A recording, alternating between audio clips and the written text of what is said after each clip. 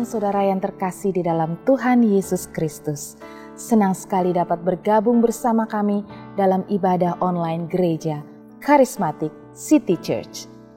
Bagi saudara yang baru pertama kali bergabung bersama kami ingin menyapa saudara dan mengucapkan selamat bergabung.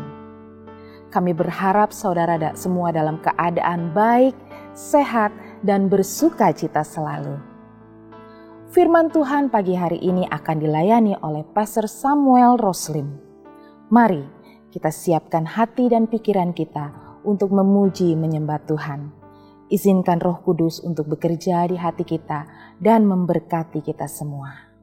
Sebelumnya, mari kita berdoa. Bapa kami di dalam surga, sungguh kami bersyukur ya Tuhan. Kami dapat menikmati hadirat Tuhan di dalam ibadah online CCC pada pagi hari ini ya Tuhan. Berkatilah ibadah kami dan kami percaya Engkau hadir di tengah-tengah kami dan siap untuk memberkati kami semua. Terpujilah namamu Tuhan, di dalam nama Tuhan Yesus Kristus kami berdoa dan bersyukur. Haleluya, amin. Bersyukurlah kepada Tuhan. Haleluya Tuhan.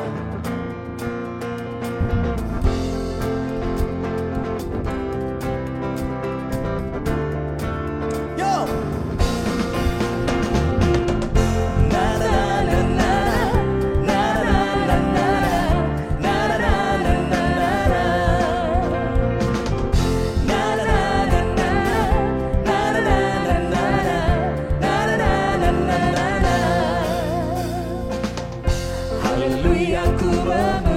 Tuhan, karena kasih-Mu tak berkesudahan. Biar yang bernafas memuji Sang Raja, di atas gunung dan di dalam samudra. Tanganku ku angkat padamu, mensyukuri rahmat yang Kau beri. Kakiku melompat bagimu,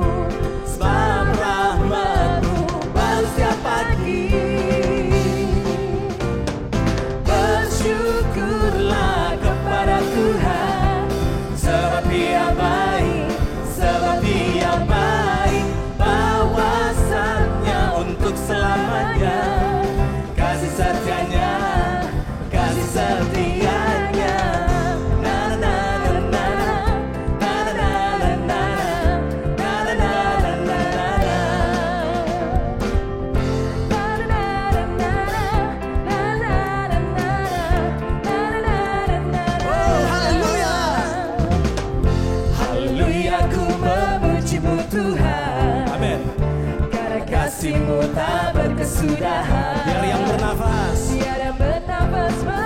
pujilah Sang Raja, di atas gunung dan di dalam. Haleluya.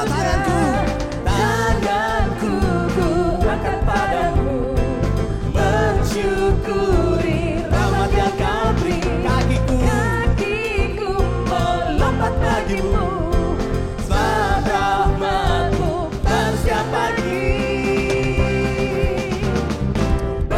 Syukurlah kepada Tuhan, sebab Dia baik, bawasannya untuk selamanya, kasih setianya. Oh bersyukurlah kepada Tuhan, sebab Dia baik, bawasannya untuk selamanya.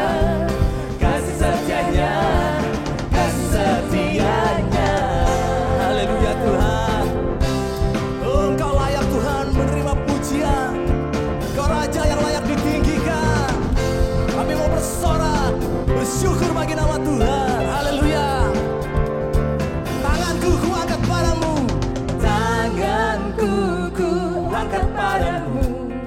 mensyukuri rahmat yang Kau beri. Kakiku melompat bagimu, sebab rahmat-Mu baru setiap pagi. Haleluya. Bersyukurlah kepada Tuhan, sebab Dia baik,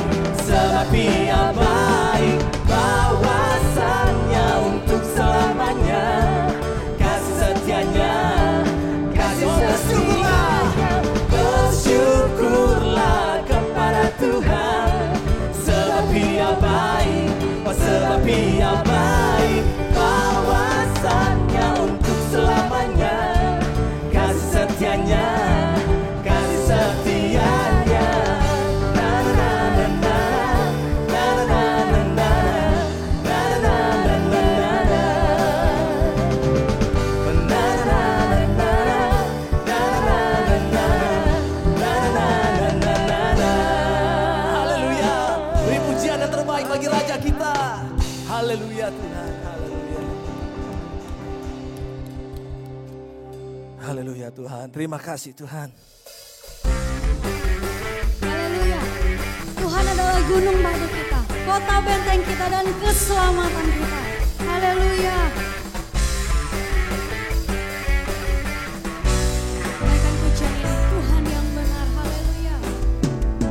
Kau gunung batuku dan kau kota bentengku, tak akan ku ragu. Kau menjamin hidupku, kau keselamatanku, dan kau yang membelaku, tak akan ku takut. Kuasamu di dalamku, walau badai menerpa di dalam hidupku ini. Namun tanganmu Tuhan mengangkatku tinggi. Kau Tuhan yang benar, tak pernah tinggalkan. Dahulu sekarang selamanya, janjimu tak berubah. Kau Alfa dan Omega, awal dan akhir. Semesta alam memuja Engkau Tuhan yang benar. Haleluya. Haleluya.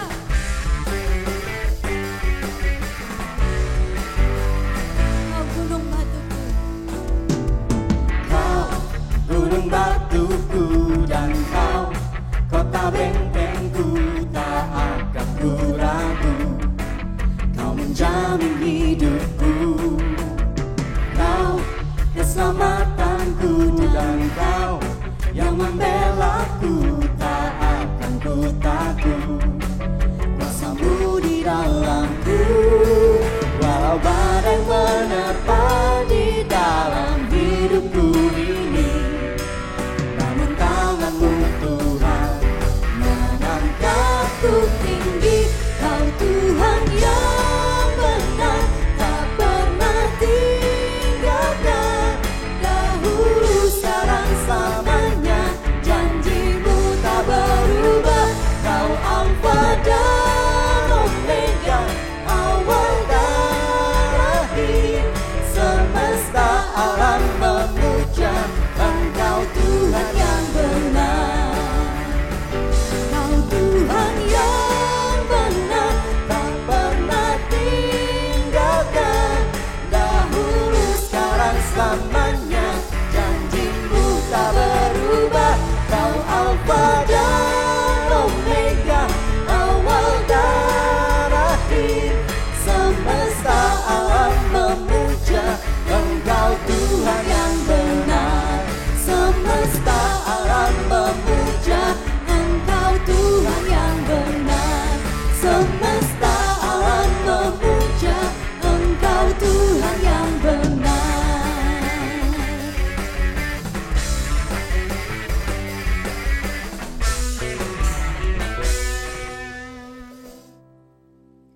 Kami rendahkan hati kami di hadapan-Mu Tuhan. Tanda kami mengakui kami tidak mampu berbuat apa-apa tanpa Engkau. Hanya Engkau saja yang kami sanjung Tuhan di tempat-Mu yang maha tinggi. Sebab sungguh Engkau imam besar agung kami. Haleluya.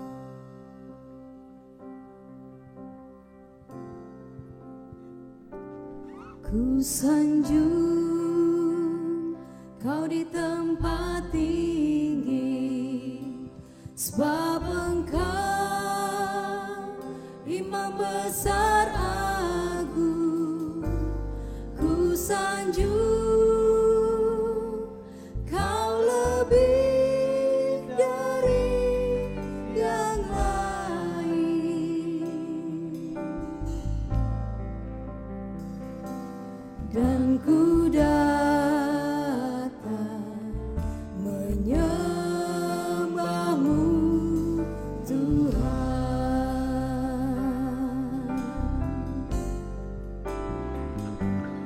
Ku sanjung Kau di tempat tinggi, sebab Engkau imam besar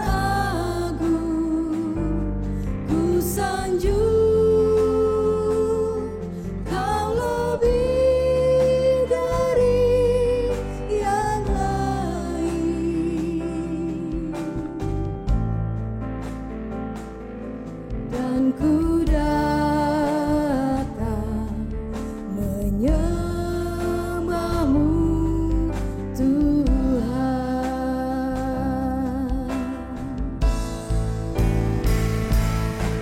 Sanjung kau di tempat tinggi, sebab Engkau Imam besar agung. Ku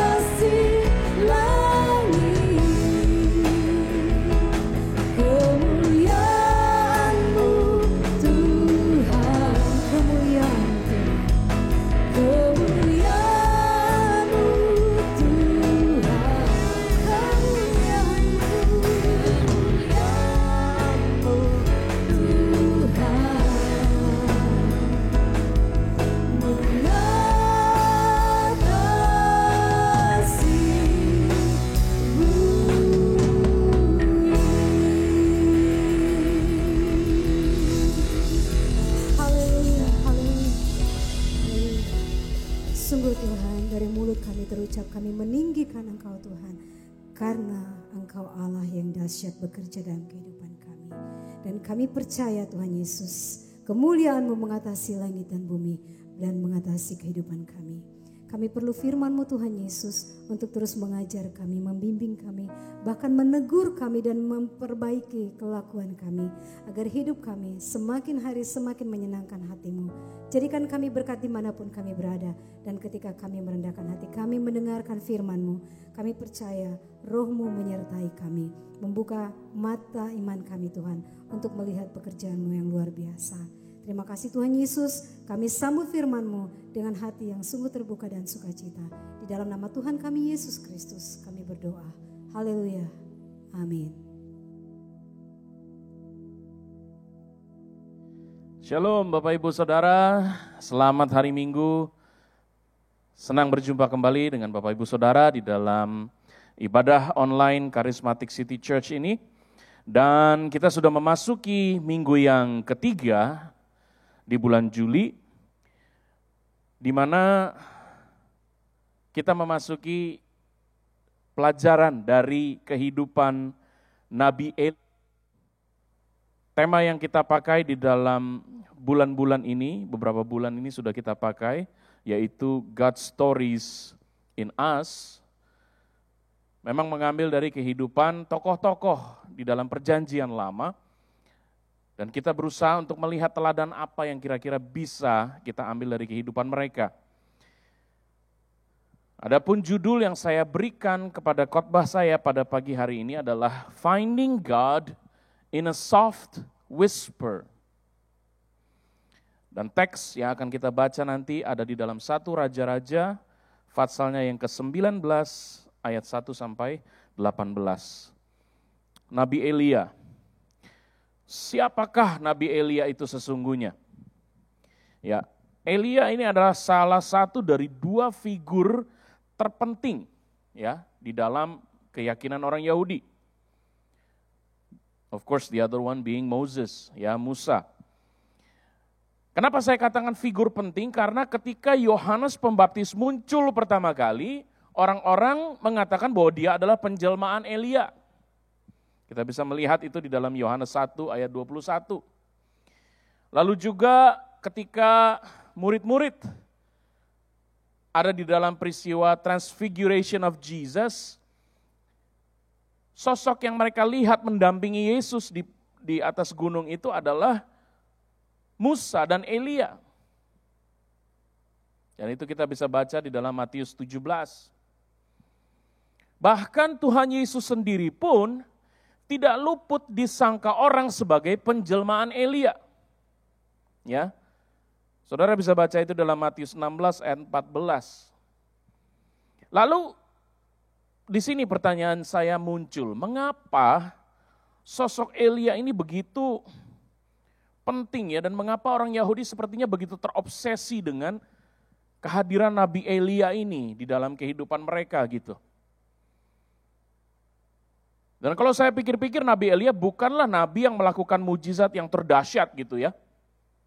Masih banyak nabi-nabi lain yang memperlihatkan mujizat Tuhan yang dahsyat di dalam pelayanannya. Kalau bukan sama bahkan lebih daripada itu.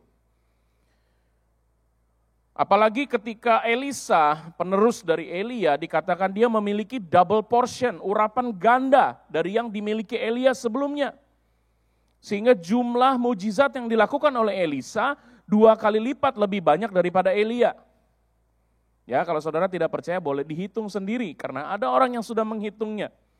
Jadi kalau saudara menghitung hanya mujizat-mujizat yang besar, itu dikatakan Elia melakukan 8 mujizat, sedangkan Elisa 16.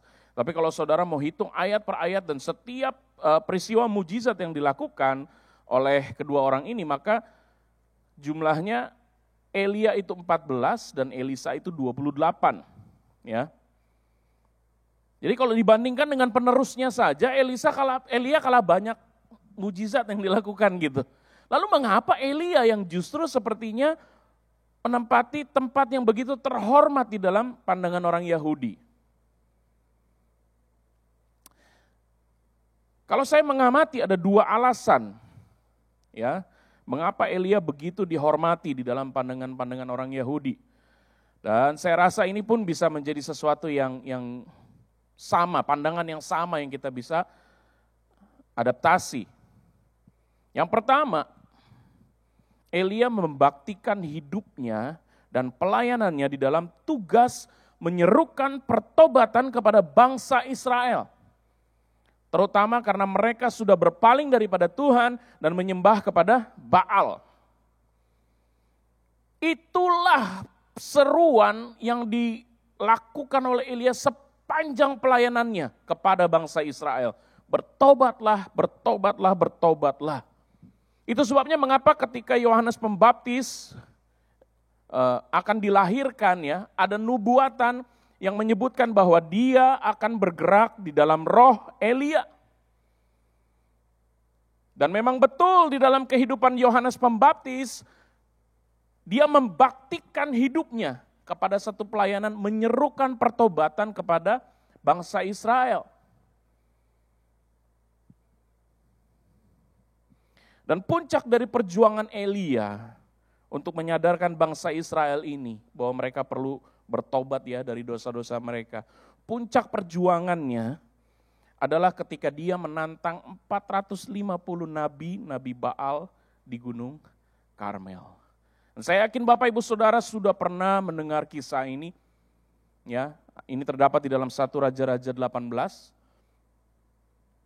Dan ini merupakan suatu demonstrasi kuasa Tuhan yang luar biasa.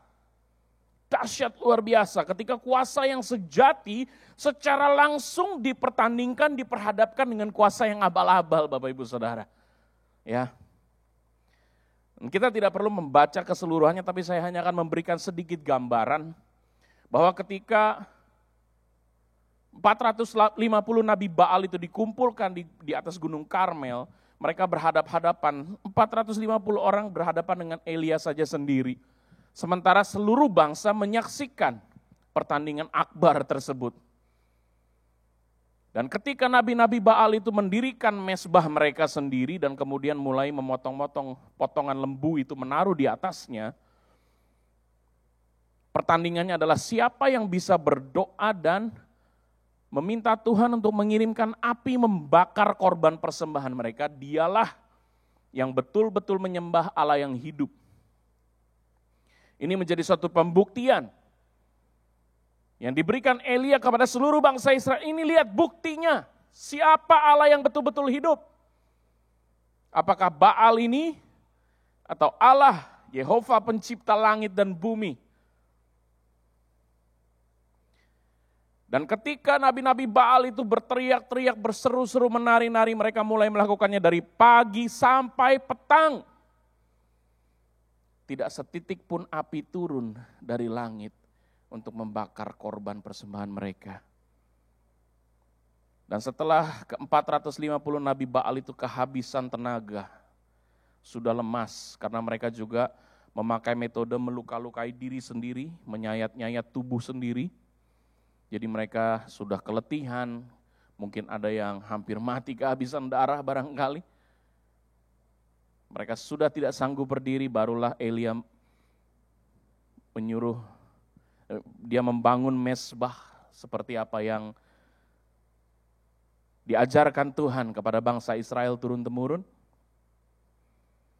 Lalu kemudian dia memotong-motong lembu, taruh di atasnya. Dia minta orang Israel membantu dengan menggali parit di sekeliling mesbah tersebut, parit. Lalu dia minta supaya 4 buyung diisi penuh dan diguyurkan di atas seluruh korban bakaran mesbah sampai ke paritnya. 3 kali dia minta itu dilakukan sampai paritnya pun penuh dengan air. Dan barulah sesudah itu dia berdoa, dia minta, Tuhan, inilah saatnya Engkau menyatakan kuasa-Mu. Dan betul saja ketika Elia selesai berdoa, api turun dari langit dan menyambar seluruh, baik itu persembahan korban, mesbah, bahkan sampai air dalam parit itu habis, dibakar oleh api dari surga. Sungguh suatu demonstrasi kuasa Tuhan yang dahsyat luar biasa. Ya, dan tidak pernah dilihat oleh orang-orang Israel sebelumnya.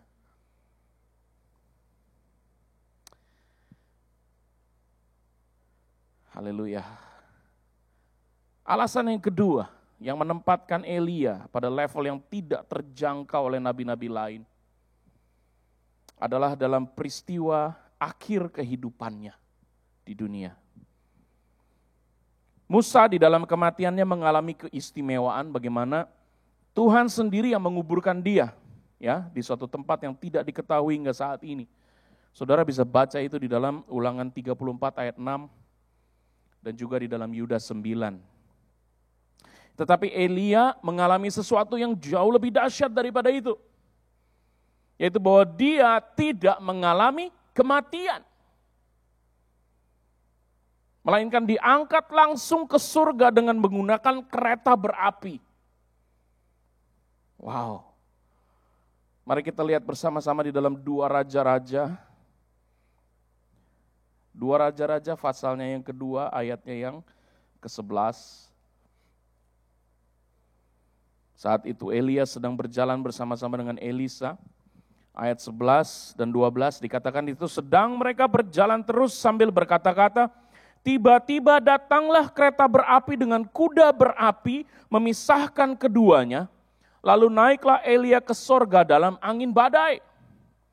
Ketika Elisa melihat itu maka berteriaklah ia, Bapakku, Bapakku, kereta Israel dan orang-orangnya yang berkuda. Kemudian tidak dilihatnya lagi. Lalu direnggutkannya pakaiannya dan dikoyakannya menjadi 2 koyakan. Jadi di dalam Alkitab hanya ada 2 orang yang mengalami keistimewaan ini. Yang pertama yaitu Henokh, dan saudara nanti kita bisa lihat di dalam Kejadian 5 ayat 24. Dan yang kedua adalah Elia. Jadi Elia tidak mengalami kematian, dia diangkat oleh Tuhan ke surga. Itu sebabnya sebetulnya obsesi orang Yahudi terhadap Elia lebih kepada peran Elia di dalam masa depan bangsa Israel. Mereka tahu kisah bagaimana Elia tidak mati, tapi diangkat oleh Tuhan ke surga. Dan dalam logika mereka berpikir itu sebabnya kenapa Elia nanti bisa muncul lagi ke dalam dunia, karena dia tidak mengalami kematian. Apalagi ketika di dalam Maleakhi 4 ayat 5, muncul nama Elia ini. Maleakhi 4 ayat 5, sesungguhnya aku akan mengutus Nabi Elia kepadamu, menjelang datangnya hari Tuhan yang besar dan dahsyat itu. Dan sebetulnya ayat ini sudah digenapi dengan kehadiran Yohanes Pembaptis. Akan tetapi orang-orang Yahudi meyakini bahwa nubuatan ini adalah suatu nubuatan mengenai akhir zaman. Jadi 2 hal ini merupakan alasan terkuat mengapa Elia dipandang sebagai satu tokoh yang begitu dihormati di dalam keyakinan orang Yahudi. Dan memang ini kedua hal yang menakjubkan sekali. Akan tetapi pada hari ini saya ingin mengajak saudara untuk belajar dari satu peristiwa lain yang dialami oleh Elia yang nampaknya bukan sesuatu yang wow gitu ya, sesuatu yang wah luar biasa sekali. Malah cenderung sesuatu yang biasa banget gitu. Tetapi saya ingin menekankan bahwa disinilah letak kenyataan hidup kita di dalam Tuhan. Let me paint this picture for you. Jadi Elia telah selesai melakukan pertandingan terbesar dalam hidupnya. Ya, dia seorang diri melawan 450 nabi-nabi Baal. Dan pertandingan akbar diakhiri dengan kemenangan Allah Yehova. Raja di atas segala raja, pemilik alam semesta. Allahnya bangsa Israel. Dan semua bangsa Israel seluruh mata mereka terbuka melihat bahwa sungguh Dialah Allah yang betul-betul hidup, yang betul-betul berkuasa. Sehingga ketika Elia mengeluarkan perintah tangkap ke 450 Nabi Baal itu. Tidak ada satupun yang menolak. Mereka tangkap dan kemudian Elia membawa mereka ke sungai Kison dan dia membunuh mereka di sana. Ke 450 Nabi Baal itu. Dan sesudah itu dia kemudian berdoa dan memohon agar Tuhan mencurahkan hujan. Saudara, bangsa Israel, negara Israel saat itu sedang dialami kekeringan yang luar biasa. Selama 3 tahun dan 6 bulan. Kenapa waktunya bisa persis sekali? Karena Yakobus 5 ayat 17-18 mengatakan demikian. 3 tahun 6 bulan hujan tidak turun di atas negeri Israel. Tetapi ketika selesai pertandingan itu, lalu Elia mengatakan kepada Ahab, pulanglah karena aku sudah mendengar deru hujan. Dia tahu waktunya tiba, dia berdoa, dia minta Tuhan, kirimkanlah hujan, Tuhan kirimkanlah hujan. Dan Tuhan mengirimkan hujan. Hujan yang begitu lebat turun di atas Israel. Ini 2 demonstrasi kuasa Tuhan yang dahsyat sekali Bapak Ibu Saudara. Dan ini belum pernah ada yang melihat, ya, bahkan belum pernah ada yang melihat lagi seperti ini. Ini saya jamin bahkan lebih dahsyat daripada KKR Kesembuhan Ilahi di Ancol sekalipun Bapak Ibu Saudara. Luar biasa demonstrasi kuasa Tuhan ini. Dan pasti setelah melihat demonstrasi kuasa Tuhan yang semacam ini, bangsa Israel akan bertobat kepada Tuhan. Mereka berbalik dari jalan mereka yang salah, kembali kepada Tuhan. Iya toh? Salah sama sekali. Karena tidak lama setelah peristiwa ini, bangsa Israel kembali kepada kehidupan mereka sehari-hari. Tidak ada yang namanya perubahan besar-besaran, pertobatan besar-besaran, pertobatan massal yang dahsyat, yang menghasilkan penghancuran kuil-kuil Baal ataupun kuil-kuil Asyitoret di Israel. Tidak ada. Mungkin saja banyak orang Israel yang diam-diam bertobat dan mulai sungguh-sungguh ya kepada Tuhan. Tetapi tidak ada pertobatan massal, ya, pertobatan nasional macam yang terjadi di Niniwe yang dialami oleh Yunus. Tidak terjadi meskipun Elia mengharapkan hal seperti itu untuk terjadi. Tetapi ternyata tidak. Bahkan tidak lama kemudian Elia menerima ancaman pembunuhan dari istri Raja Ahab, yaitu Isabel. Dan ancaman ini begitu nyata, membuat dia sangat ketakutan. Karena tidak ada satupun rakyat Israel yang berani tampil untuk membela Elia. Bahkan tidak ada satupun yang menyembunyikan Elia. No wonder he felt so alone and so afraid. Kita akan membaca teks kita pada pagi hari ini, 1 Raja-Raja 19.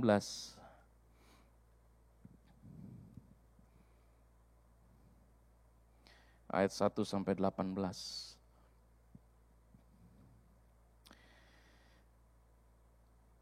Bapak Ibu, Saudara yang di rumah, saya minta boleh bangkit berdiri dan kita akan bersama-sama membaca dari firman Tuhan pada pagi hari ini. 1, 2, 3. Ketika Ahab memberitahukan kepada Isabel segala yang dilakukan Elia dan perihal Elia membunuh semua nabi itu dengan pedang, maka Isabel menyuruh seorang suruhan mengatakan kepada Elia, beginilah kiranya para Allah menghukum aku. Bahkan lebih lagi daripada itu, jika besok kira-kira pada waktu ini, aku tidak membuat nyawamu sama seperti nyawa salah seorang dari mereka itu. Maka takutlah ia di sini yaitu Elia lalu bangkit dan pergi menyelamatkan nyawanya. Dan setelah sampai ke Beersheba yang termasuk wilayah Yehuda, ia meninggalkan bujangnya di sana.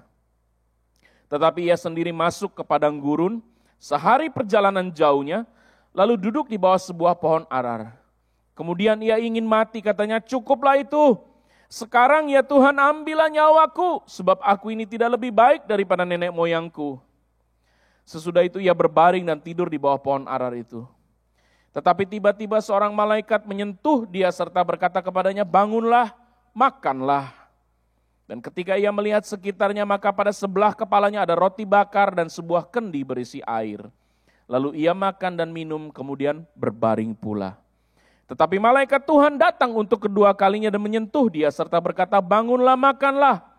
Sebab kalau tidak, perjalananmu nanti terlalu jauh bagimu. Maka bangunlah ia lalu makan dan minum. Dan oleh kekuatan makanan itu, ia berjalan 40 hari 40 malam lamanya sampai ke gunung Allah, yakni Gunung Horeb. Sedikit catatan di situ Bapak Ibu Saudara.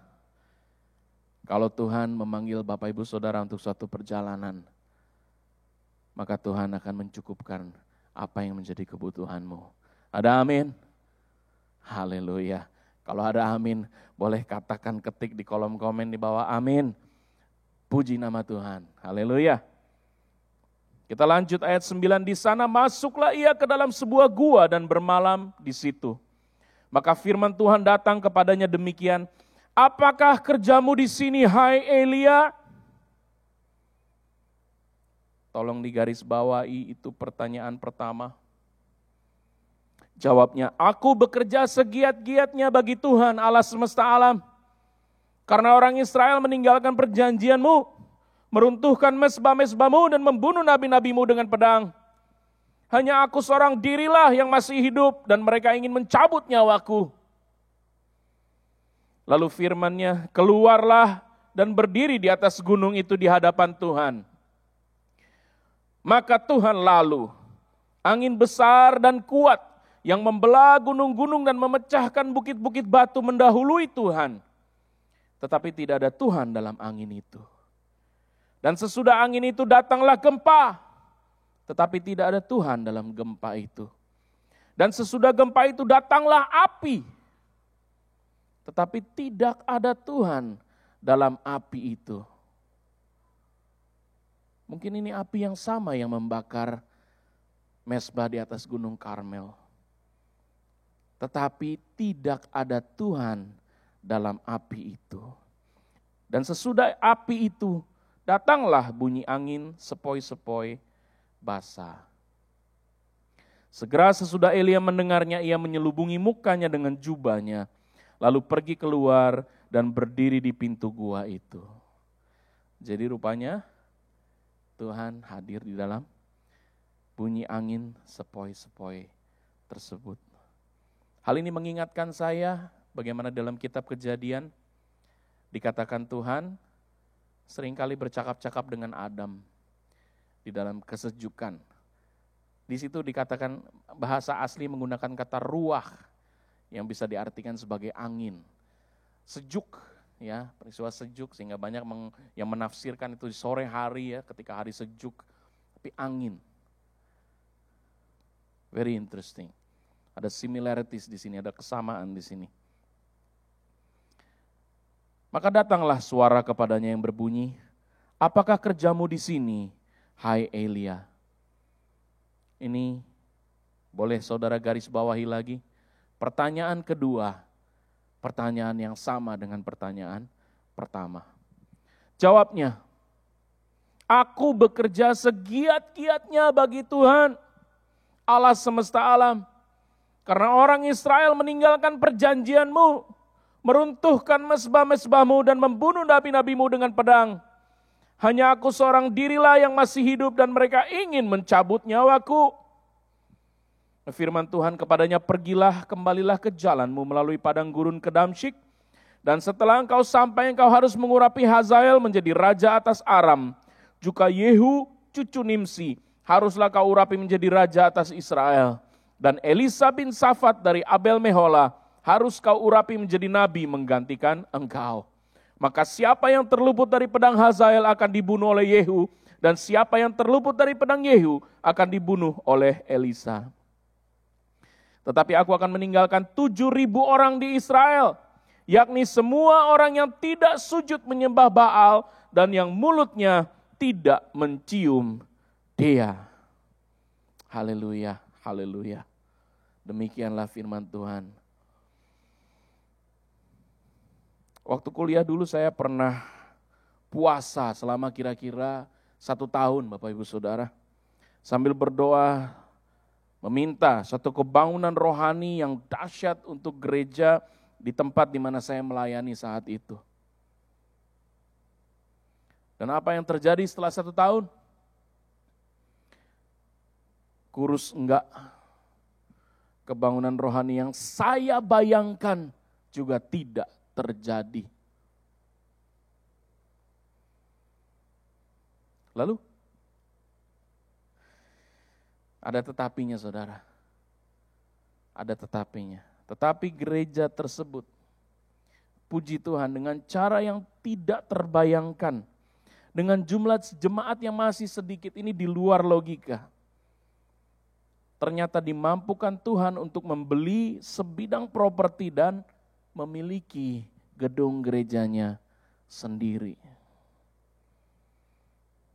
Jadi apakah Tuhan menjawab doa-doa saya? Tentu saja. Apakah Tuhan menjawab dengan cara seperti yang saya bayangkan? Tidak.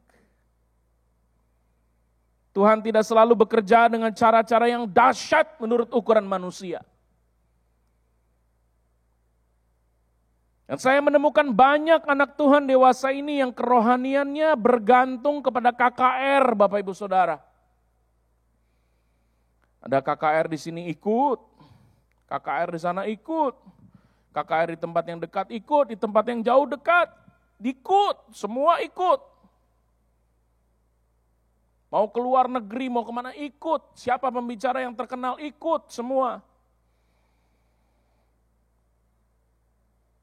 Motivasinya apa? Mungkin mereka merasa bahwa dengan mengikuti KKR-KKR ini semangat mereka selalu terbangun gitu ya.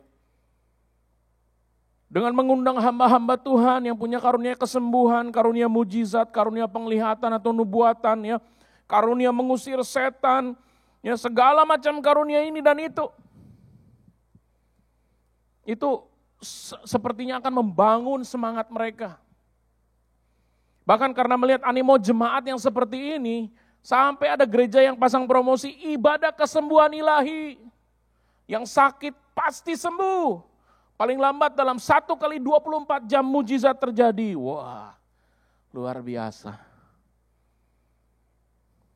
Saya harap saudara tidak salah mengerti dengan maksud saya di sini. Ya, saya tidak melarang gereja untuk mengadakan acara kebangunan rohani. Tidak sama sekali. Bahkan saya termasuk salah satu yang merasa bahwa hal itu perlu dan wajib untuk dilakukan.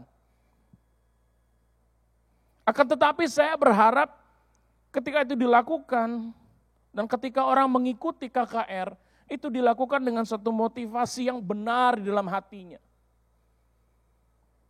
KKR itu bukanlah tempat kita membina hubungan dengan Tuhan, Bapak Ibu Saudara. KKR itu adalah tempat Tuhan mendemonstrasikan kuasanya. KKR adalah tempat mereka yang terhilang terbuka matanya melihat bahwa Dia sungguh Allah yang hidup dan berkuasa. KKR adalah tempat bagi mereka yang lemah imannya untuk kembali dikuatkan karena mereka melihat bahwa Tuhan masih terus bekerja dan Dia masih mengendalikan segala sesuatu. KKR adalah tempat di mana mereka yang jauh atau sedang menjauh dari Tuhan kembali mendengar panggilan yang tegas namun lembut yang mengingatkan mereka untuk mendekat kepada Tuhan. Jadi KKR itu adalah initial call, satu panggilan.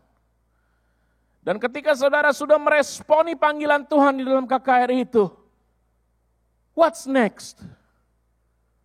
Sesudah itu apa? Saya mau mengatakan ini kepada saudara. Dan saya harap saudara, kalau saudara tidak ingat semua yang lain, saudara ingat yang satu ini. Kunci untuk mencegah iman kita menjadi lemah, bukanlah mengikuti ibadah KKR demi ibadah KKR. Kuncinya adalah di dalam kemauan kita untuk mencari Dia dan membina hubungan yang intim dengan Dia. Di mana? Bukan di tengah kebisingan teriakan-teriakan orang atau musik membahana di dalam stadion ya, yang penuh berisi ribuan orang. Bukan. Melainkan di kamar kita yang tertutup, bersama Dia di dalam keheningan percakapan dua pribadi. Saudara dan Tuhan sendiri.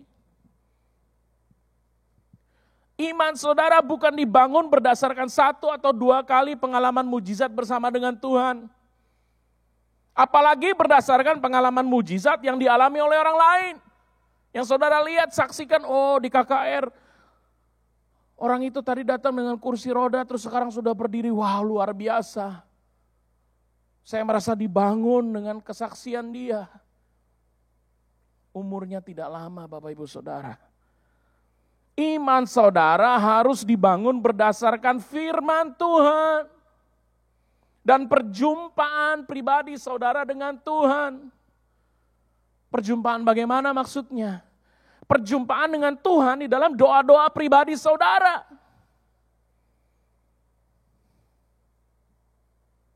Dan Elia di sini akhirnya menyadari sendiri bahwa Tuhan hadir dalam kelembutan bunyi angin sepoi-sepoi, atau di dalam bahasa Inggris kata yang digunakan di situ a soft whisper.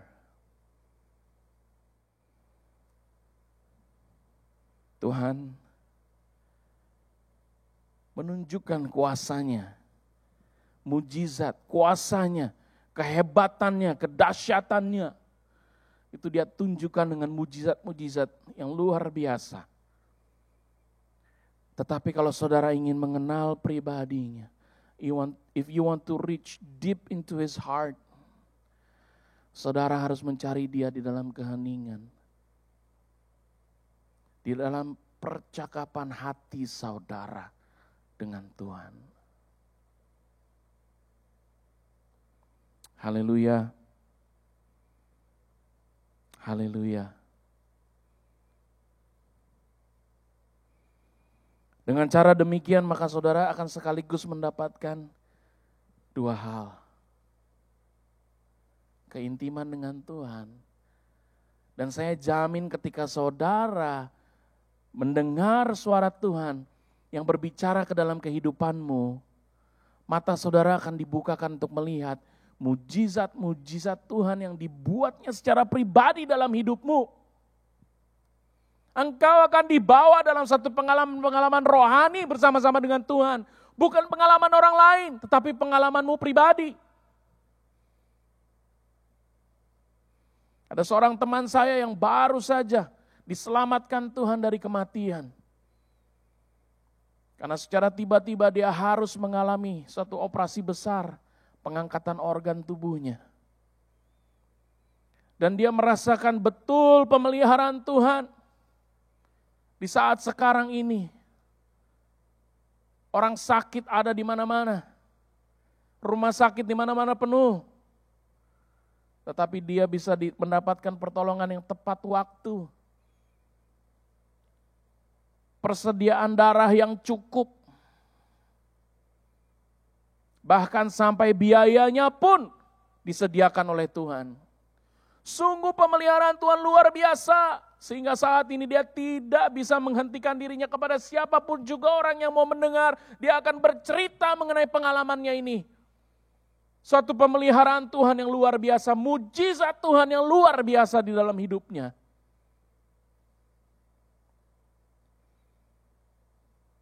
Kapan terakhir kali saudara mengalami mujizat Tuhan di dalam hidupmu? Mujizat yang sebegitu luar biasa sehingga saudara tidak tahan untuk bercerita kepada siapapun orang yang mau mendengarkan. Haleluya. Ada amin Bapak Ibu Saudara? Yes. Dan kita juga melihat bagaimana Tuhan memberikan sebuah pertanyaan yang sama 2 kali kepada Elia. Ini bukan karena Tuhan tidak mendengar Elia pertama kali ya, enggak. Tetapi karena dia ingin memberikan Elia satu kesempatan untuk mengubah jawabannya. Terutama setelah Tuhan mendemonstrasikan. Setelah jawaban Elia yang pertama, Tuhan kemudian mendemonstrasikan kuasanya. Ya. Lewat angin, gempa, dan api. Tetapi bahkan setelah demonstrasi kuasa Tuhan tersebut, Elia masih menyuarakan protes yang sama. Dengan nada, dengan kemarahan yang sama, intonasi yang sama kepada Tuhan. Sama persis jawabannya, tidak ada perubahan. Mengapa demikian?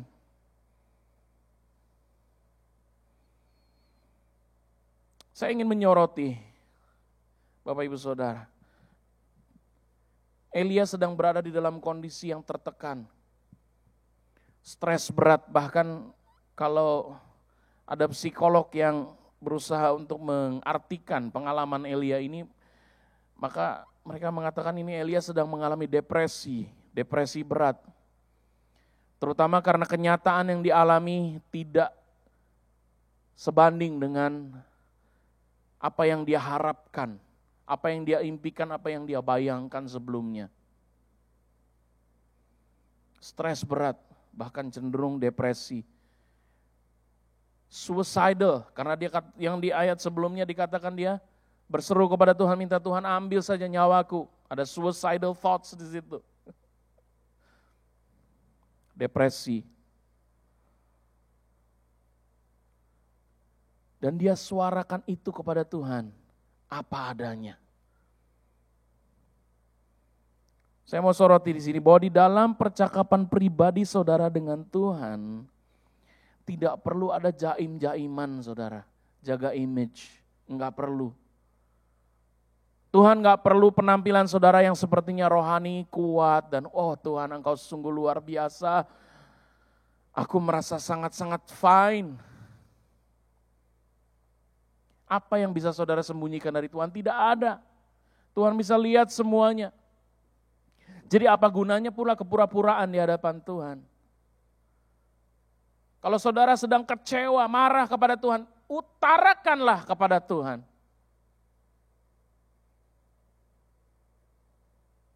Oh, berarti saya dosa dong, pastor. No. Saudara sedang membuka diri saudara kepada Tuhan. Apa adanya, sebebas-bebasnya, selebar-lebarnya, sejujur-jujurnya. Selalu saya katakan sama orang-orang yang lagi marah sama Tuhan, saya katakan datang sama Tuhan, tetap berdoa. Kalau saudara marah, kalau engkau marah sama Tuhan, datang dalam doa, marah sama Tuhan di dalam doa.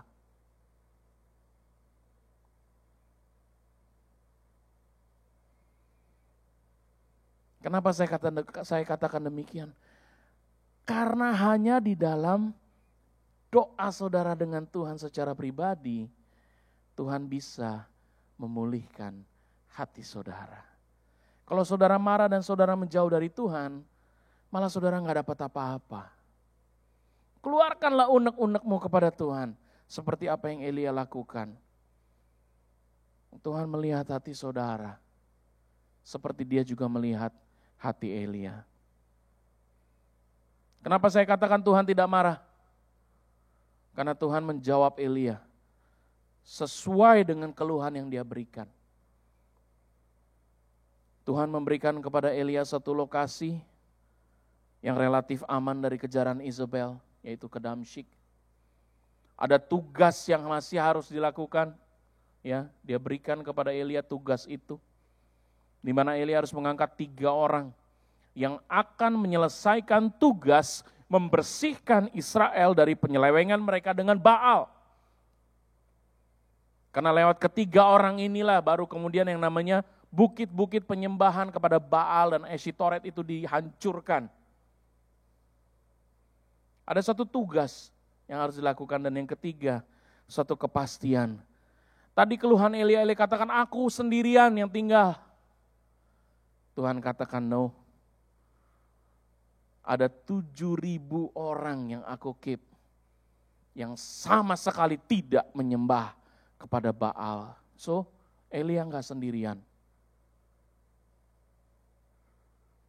Jadi, apakah Tuhan masih melakukan karya-karyanya yang dahsyat melalui Elia setelah peristiwa depresinya Elia ini?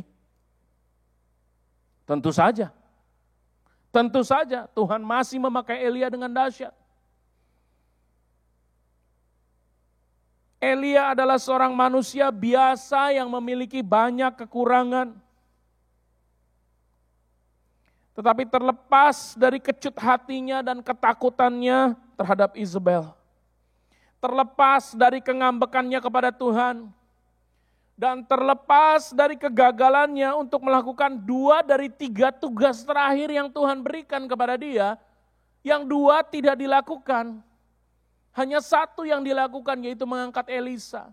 Dan 2 tugas lain yang lakukan adalah Elisa.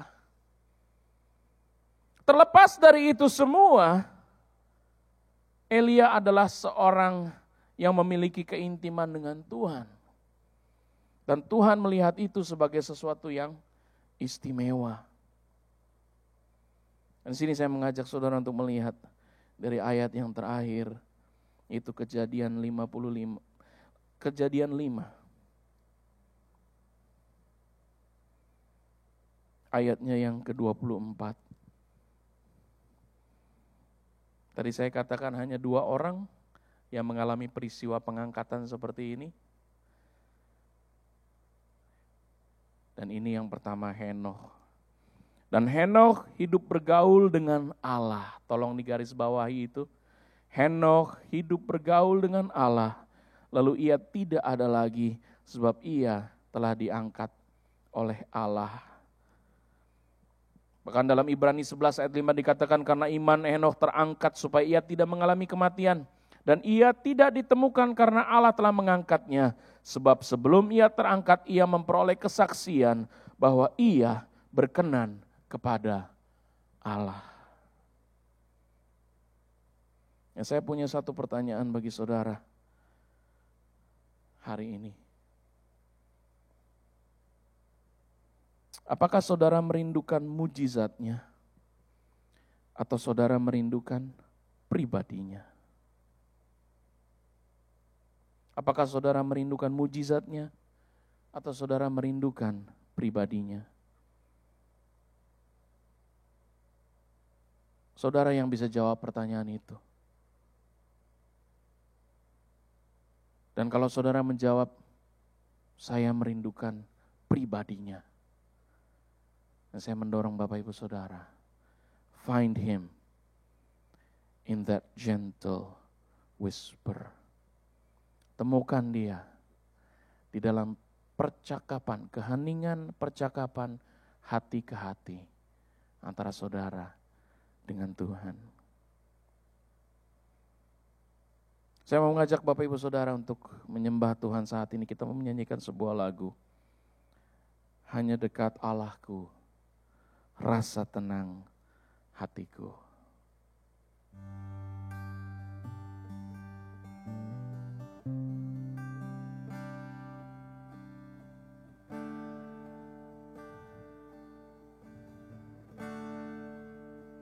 Hanya dekat Allahku, rasa tenang hatiku. Kau sertai jalanku sepanjang hidupku.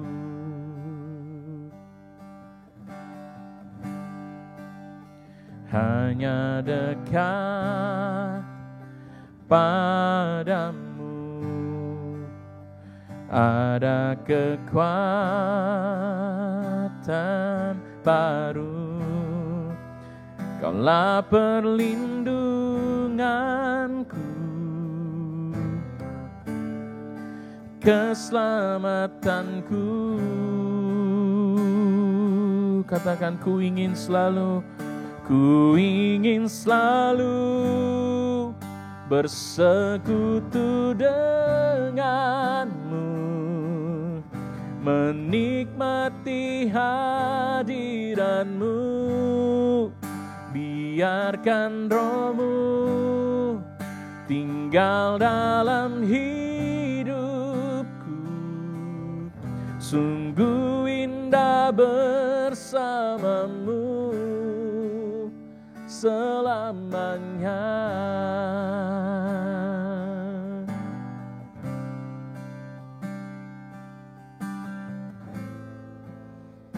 Haleluya.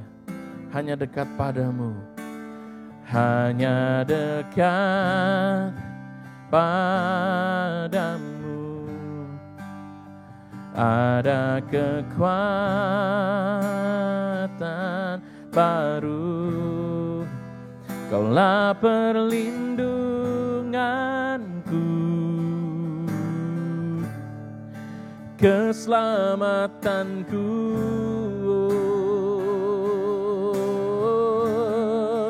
Ku ingin selalu bersekutu denganmu, menikmati hadiranmu. Biarkan rohmu tinggal dalam hidupku. Sungguh indah bersamamu. Ku ingin selalu bersekutu denganmu, menikmati hadiranmu. Biarkan rohmu tinggal dalam hidupku. Sungguh indah bersamamu. Sungguh indah bersamamu. Sungguh indah bersamamu selamanya.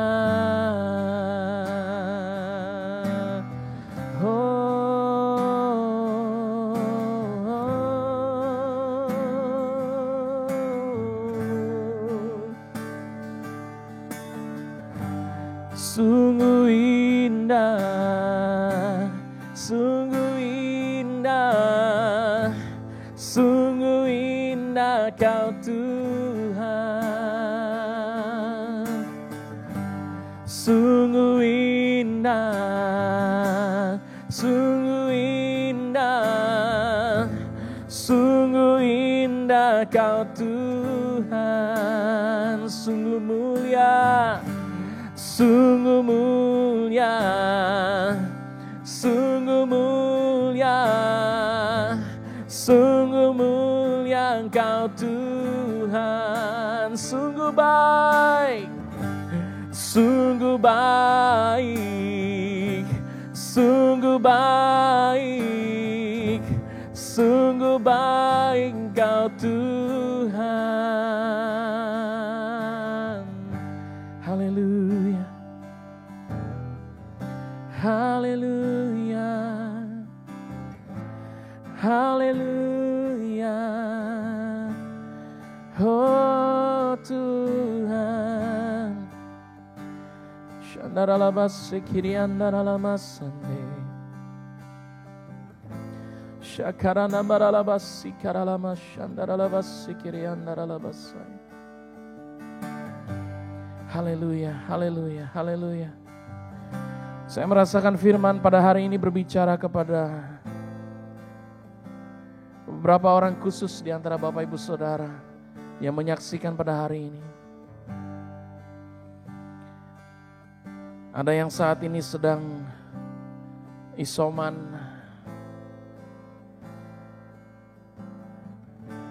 Bapak Ibu hanya sendirian saja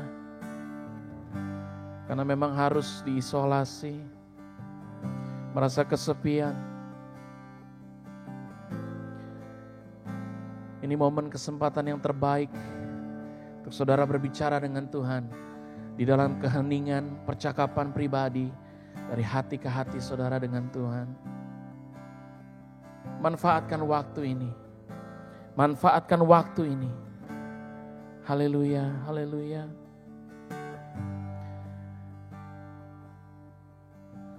Ada di antara Bapak Ibu Saudara yang mungkin mengalami duka cita, anggota keluarga yang dipanggil oleh Tuhan. Saudara merasakan ada suatu kekosongan di dalam hatimu. Saya mengajak saudara masuk di dalam keheningan percakapan pribadi ini dengan Tuhan. Izinkan Dia untuk mengisi kekosongan di dalam hatimu dengan kehadirannya yang lembut. Kehadirannya yang tidak akan pernah meninggalkan engkau.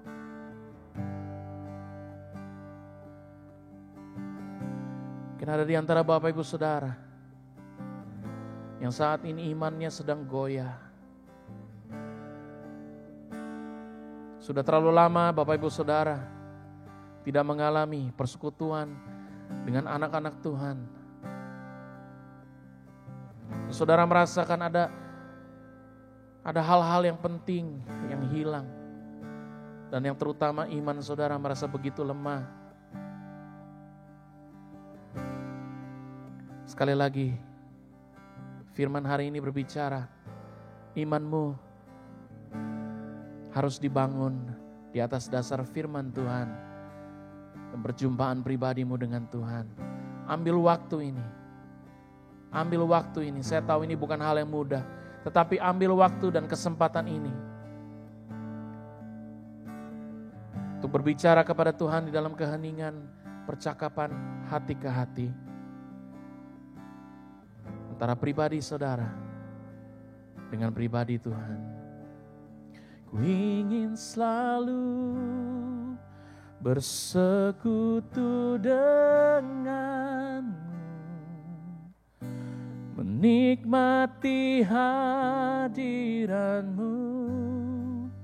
biarkan rohmu tinggal dalam hidupku. Sungguh indah bersamamu selamanya.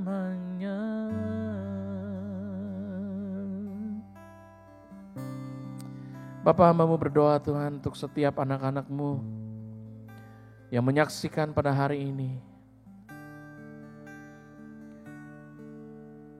Dan mereka betul-betul ingin merasakan kehadiran Tuhan secara pribadi di dalam kehidupan mereka. Hamba berdoa saat ini ya Tuhan, di dalam kasih karunia-Mu kepada kami anak-anak-Mu. Hadirlah ya Tuhan, hadirlah ya Tuhan, hadirlah Tuhan pada saat ini. Saat anak-anak-Mu sedang mengulurkan tangan mereka ingin menjamah kehadiran Tuhan. Hadirlah Tuhan pada saat ini di dalam nama Tuhan Yesus Kristus. Hadirlah secara nyata ya Tuhan. Bagi mereka yang terluka, mari Engkau hadir, Engkau peluk. Satu pelukan yang begitu intim, yang hangat, yang mereka rasakan di dalam kehidupan mereka ya Tuhan. Satu kepastian, mereka yang merasa sendirian, mari ya Tuhan saat ini Engkau temani mereka ya Tuhan. Hadirlah ya Tuhan di dalam ruangan di mana mereka sedang isoman saat ini. Oh Tuhan, Engkau hadir di dalam nama Tuhan Yesus. Satu kehadiran yang tidak bisa dipungkiri bahwa Tuhan Engkau betul-betul nyata bagi mereka. Dan bagi mereka yang jauh daripadamu ya Tuhan, izinkan mereka untuk kembali merasakan ya Tuhan. Merasakan keistimewaan, kedekatan dengan Tuhan. Seperti yang pernah mereka rasakan sebelumnya. Atau bahkan Tuhan lebih dahsyat lagi, lebih intim, lebih dalam lagi pengalaman. Lebih daripada yang pernah mereka rasakan sebelumnya ya Tuhan. Di dalam nama Tuhan Yesus Kristus. Oh Tuhan, hamba-Mu berdoa, mari Engkau jamah. Mari Engkau lawat satu persatu di dalam nama Tuhan Yesus Kristus. Lawatlah ya Tuhan, lawatlah ya Tuhan, lawatlah ya Tuhan, lawatlah ya Tuhan saat ini. Oh ralamasika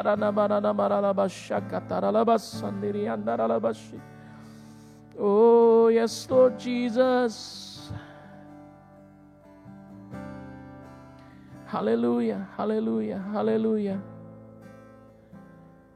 Haleluya, lawatlah ya Tuhan. Biarlah Engkau menjadi jawaban bagi setiap pergumulan mereka. Ketika mereka merasakan begitu dekat, begitu intim dengan-Mu ya Tuhan. Maka hal-hal yang lain tidak lagi menjadi berarti. Engkaulah menjadi satu-satunya yang paling berarti dalam kehidupan mereka. Terima kasih ya Tuhan, terima kasih untuk firman-Mu pada pagi hari ini. Terima kasih untuk firman-Mu yang sudah berbicara kepada kami, mengingatkan kami bahwa sesungguhnya Tuhan Engkau adalah pribadi yang ingin mendekat kepada kami anak-anak-Mu ya Tuhan. Bahkan Engkau jauh terlebih rindu daripada kami. Sebegitu rindunya sehingga Engkau memberikan jalan bagi kami untuk bisa berhubungan dengan Tuhan. Haleluya, haleluya, haleluya, haleluya. Terima kasih ya Tuhan, terima kasih untuk firman-Mu. Napa berdoa Tuhan, biarlah di dalam kehidupan setiap anak-anak-Mu Tuhan, Engkau akan memberikan satu mujizat-mujizat yang pribadi sifatnya. Suatu mujizat yang dahsyat, yang pribadi sifatnya. Bukan pengalaman orang lain, tetapi pengalaman mereka sendiri. Karena pengalaman itu mereka dapatkan di dalam hubungan pribadi mereka dengan Tuhan. Buka mata mereka untuk melihat hal-hal yang indah, yang luar biasa yang Tuhan Kau sedang kerjakan dalam kehidupan mereka. Terima kasih ya Tuhan. Dan kami percaya akan ada banyak berita-berita yang luar biasa. Kesaksian-kesaksian yang luar biasa yang disampaikan oleh anak-anak-Mu yang menyaksikan firman Tuhan pada pagi hari ini ya Tuhan. Dan kami percaya ya Tuhan. Kami sungguh percaya. Mujizat itu tidak tergantikan. Tidak ada yang bisa dibandingkan dengan mujizat pribadi yang mereka rasakan bersama-sama dengan Tuhan. Terima kasih ya Tuhan, terima kasih ya Tuhan, terima kasih. Berdoa kami serahkan kehidupan kami sekali lagi ke dalam tangan-Mu. Biar Engkau Roh-Mu yang kudus bekerja dengan luar biasa dahsyat dalam kehidupan kami masing-masing. Haleluya. Mari jemaat Tuhan, angkatlah tangan-Mu bersama-sama di hadapan Tuhan. Terimalah berkat daripada Allah Bapa, kasih daripada Tuhan Yesus Kristus, dan persekutuan yang erat dengan Roh Kudus menyertai kita semua mulai dari saat ini sampai Maranatha Tuhan Yesus datang kembali. Mari kita semua yang percaya sama-sama katakan amin. Haleluya, haleluya. Selamat hari Minggu, Tuhan Yesus memberkati. Haleluya, terpujilah Tuhan. Kami percaya saudara diberkati oleh ibadah online pada pagi hari ini. Dan nama Tuhan dimuliakan. Mari beritakan dan sebarkan firman Tuhan melalui YouTube channel CCC. Dengan cara like, komen, share, dan subscribe YouTube channel CCC. Untuk mengembangkan pelayanan CCC, saudara dapat menyalurkan persembahan dan persepuluhan Anda ke rekening yang tertera di bawah ini. Jika Anda membutuhkan dukungan doa, mari silakan hubungi kami dengan nomor yang tertera di bawah ini. Jangan lewatkan setiap acara-acara gereja CCC sepanjang minggu, yaitu doa Jumat, Power of Prayer, setiap hari Jumat jam 7 malam. Doa pagi kaum wanita, Blessed Woman Community, setiap hari Sabtu pukul 9 pagi. Juga sekolah minggu di udara setiap hari Minggu pukul 8. Demikian ibadah kita hari ini, sampai jumpa minggu depan dan Tuhan Yesus memberkati.